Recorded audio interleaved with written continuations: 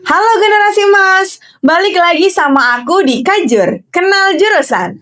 Nah, di episode kali ini kita bakal ngebongkar salah satu jurusan yang sering banget bikin orang penasaran sekaligus bingung, yaitu jurusan Ekonomi Pembangunan. Pasti banyak kan yang mikir, hah, emang beda ya sama ekonomi biasa? Emang beda ya sama manajemen? Tenang, hari ini aku bakal jawab 6 pertanyaan paling umum yang sering banget ditanyain sama anak-anak SMA yang lagi kepo sama jurusan ini. Kita mulai ya. Pertanyaan pertama dan paling legendaris. Kak, apa sih bedanya ekonomi pembangunan sama ilmu ekonomi atau manajemen? Oke, dengerin baik-baik ya. Gampangnya gini, kalau ilmu ekonomi itu kayak dokter umum yang ngertiin teori-teori dasar kesehatan tubuh kita. Nah, ekonomi pembangunan itu kayak dokter spesialisnya. Tapi bukan spesialis penyakit dalam loh ya, melainkan spesialis kesehatan sebuah negara.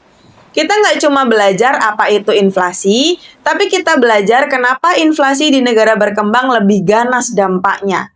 Kita nggak cuma belajar tentang teori, tapi gimana caranya ngeracik kebijakan buat ngentasin kemiskinan, ngurangin pengangguran, dan bikin negara lebih maju.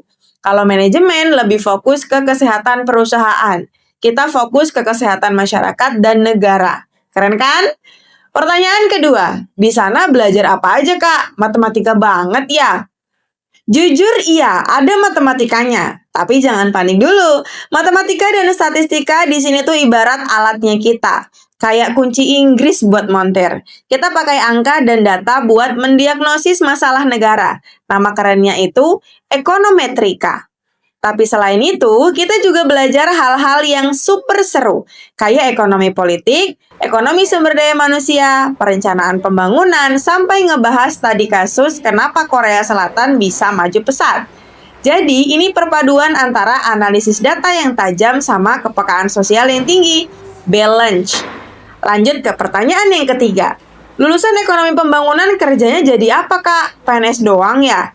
Ini dia mitos yang harus kita patahkan. Emang banyak banget sih lulusan ekonomi pembangunan yang jadi rockstar di pemerintahan kayak di Bappenas, Badan Perencanaan Pembangunan Nasional, Kemenkeu, atau Bank Indonesia. Tapi peluangnya luas banget guys sebenarnya. Kamu bisa jadi konsultan di perusahaan swasta, jadi peneliti di lembaga riset, analisis data, kerja di Bank Dunia, PBB, atau bahkan di NGO internasional yang fokusnya isu-isu sosial. Intinya, di mana ada masalah pembangunan, di situ lulusan ekonomi pembangunan dibutuhkan. Pertanyaan keempat, harus jago apa nih Kak biar bisa survive dan sukses di jurusan ini? Nomor 1, suka baca dan kepo sama isu-isu terkini. Kamu harus jadi orang yang kalau lihat berita soal kemiskinan atau utang negara tuh nggak di-skip, tapi malah penasaran. Kok bisa ya? Kedua, jangan alergi sama data. Kamu harus mau berteman sama grafik dan angka. Yang terakhir, kemampuan berpikir kritis dan analitis. Intinya, kamu suka mecahin teka-teki, tapi teka-tekinya ini sudah skala negara. Oke, pertanyaan kelima. Ada hal seru atau unik apa sih Kak dari jurusan ekonomi pembangunan? Yang paling seru itu kita diajak buat turun gunung. Sering banget ada mata kuliah yang pakai studi kasus lapangan atau field trip buat lihat langsung kondisi di masyarakat. Jadi kita nggak cuma teori di kelas, dan yang paling bikin nagih itu adalah debat dan diskusi soal kebijakannya. Misalnya, subsidi BBM lebih baik dihapus atau dipertahankan ya? Wah, itu bisa jadi perdebatan panas banget, tapi seru juga karena kita belajar melihat masalah dari banyak sisi. Pertanyaan terakhir, ada tips nggak Kak buat masuk jurusan ini? Tentu ada. Pertama, karena ekonomi pembangunan ini masuknya rumpun soshum, pastiin nilai pelajaran soshum kamu, baik itu ekonomi, sosiologi, geografi, atau lainnya itu bagus. Kedua, banyak-banyak latihan soal ujian masuk, terutama yang bagian TKA soshum atau TPS penalaran umumnya. Terakhir, please banget, tunjukkan di esai atau pas wawancara. Ini kalau ada, bahwa kamu beneran passionate sama isu-isu pembangunan, bukan cuma ikut-ikutan teman. Tunjukin kalau kamu benar-benar peduli. Oke, tadi aku udah jawab 6 pertanyaan. Sekarang, biar adil, gantian aku yang mau kasih kamu 3 pertanyaan. Ini buat ngetes, apakah vibes-nya jurusan ekonomi pembangunan ini beneran cocok buat kamu? Jawab jujur dalam hati ya.